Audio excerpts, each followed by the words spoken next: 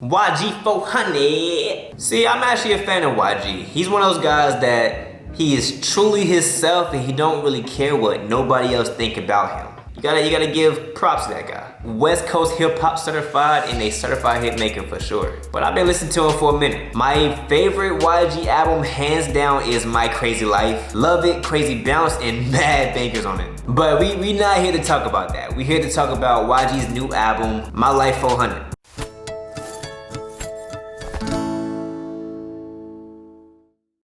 This is his 5th studio album following For Real in 2019. Now, fun fact, the original title for the album was actually called Laugh Now and Cry Later. Probably an irrelevant fact, but you know, I thought it was cool.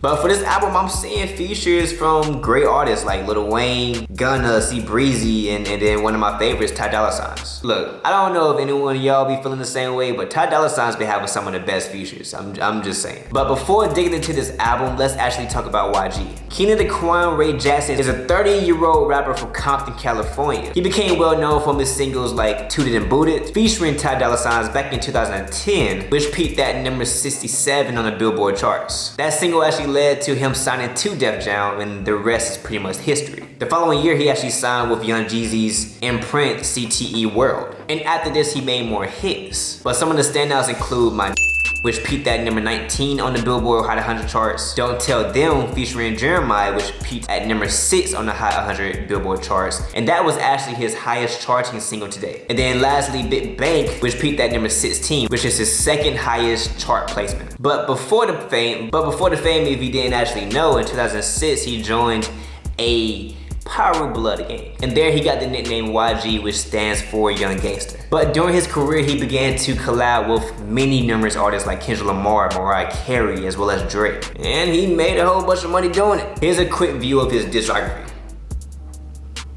But outside of the music, he started his own brand called 4Hunnid, which originally served as a fashion line as well as a promotional brand for not only YG, but also DJ Mustard's group of rap collaborators that they grew up with. But since then, they actually expanded that into a label. The album My Life 4Hunnid was actually entirely recorded during the COVID-19 pandemic. And according to YG, it was heavily influenced by Tupac. Now let's actually take a look at the track list. 15 tracks, I'm seeing Jealous, Bloodwalk, Traumatized Interlude, Out on Bail, Rodeo, Swag, Hate on Me, War Scars, Surgery, Thug Cry, Traumatized Interlude 2, FTP, and Laugh Now Cry Later. Now overall, I was actually surprised by this album. I thought that this album actually had a lot more singing than anticipated. Now, that don't necessarily mean it's a bad album. I feel as though this is an album that actually allowed for YG to experiment with his sound a little bit. I'm usually used to listening to the classic West Coast vibes, hard-hitting drums, bouncy, but also him just kind of spitting his I don't care personality. Now with this album, it takes a whole another approach. Now it starts off with the classic YG, but then it goes into a couple of songs with a totally different style production, which I found unique. And then he also experimented with singing, which was also different as well. Now, for example, let's actually go through some of the tracks. Jealous had me bouncing the entire time. And this was the classic YG. Carefree spirit, I'ma do me, people jealous about it,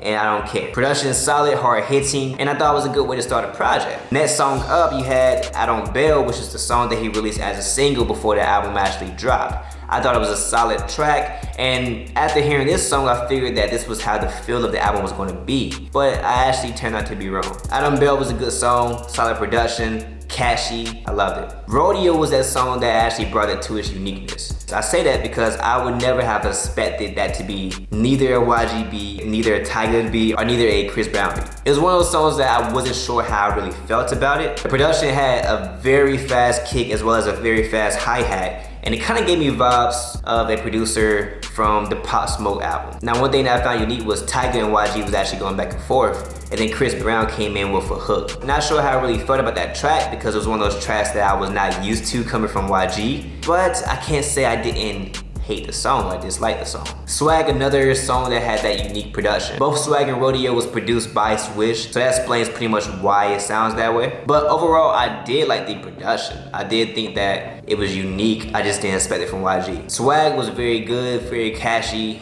I did it, I added to my playlist. But now let's turn around and go into the more singing tracks. Me personally, I feel as though my least favorite tracks were the ones that actually involved singing. I just didn't expect that from YG. It wasn't terrible, it wasn't unpleasant by the ear, but I just feel like it was just kind of weird to me hearing it. So my least favorite tracks kind of lies within the songs Hate On Me, as well as War Scars. Now this is something that I did not see coming from YG. I didn't expect him to sing for a lot of the songs on the album, but you know, I respect him. I respect how he is actually experimenting in his songs. This is his 5th studio album, so he's able to do these type of things. And plus he has the fan base to be able to do something like this. Me personally, I prefer the classic YG, My Crazy Lifestyle YG, where it's upbeat, it's that carefree attitude. But one thing I did think about this is this took a different approach. It allowed him to be a little bit more different when it came to him writing the lyrics. It also showed a different side and different feel that you can get from YG. Alright, so here's my ratings for the project. So for production, I gave it an 8. Thought it was a unique style production for a YG project. I'm a fan of the West Coast vibes, me personally, so that's one thing that I prefer when it comes to YG as an artist. But this style is something that's different, something I gotta get used to, but not necessarily a bad thing. Given that I don't think YG is the most lyrical artist, I gave it a 7 for songwriting because I knew that wasn't gonna be like a Kendrick Lamar style type project. I also think it's just something that's fun and easy going, something that's easy to understand. Vocalism, I gave it a 6. Again, I wasn't too much of a fan of the singing, but definitely something that I have to keep listening to kind of get used to. And then overall, I feel like I gave it a 7. This is something that I probably will re-listen to again because I'm a YG fan, but I'm still not impressed as much as I thought I would be off the first listen. So there you have it, that's my rating. Let me know what you think in the comments. And no, your only limitations are those in your own mind. Stevie TV out. Yo, so Bryson Tiller just dropped. Like, Bryson Tiller just dropped today.